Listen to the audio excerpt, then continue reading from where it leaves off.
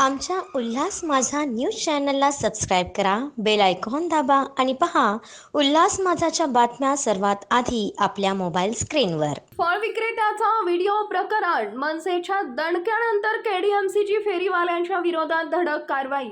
मनसे पदाधिकारी विनोद पाटील यांच्या नेतृत्वात फेरीवाल्यांच्या विरोधात झाले होते आंदोलन. गाड्यांची केली होती तोडफोड. सोमवारी सकाळी मोठ्या पोलीस बंदोबस्तात लोढा परिसरात फेरीवाल्यांविरोधात मोठी कारवाई. रस्ते फेरीवाला मुक्त.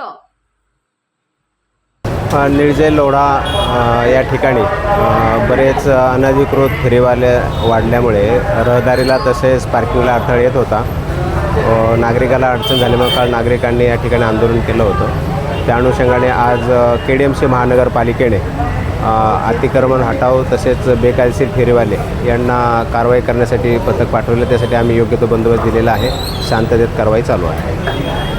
आमच्या उल्हास माझा न्यूज चॅनलला सबस्क्राईब करा, बेल आयकॉन दाबा आणि पहा उल्हास माझाच्या बातम्या सर्वात आधी आपल्या मोबाईल स्क्रीनवर.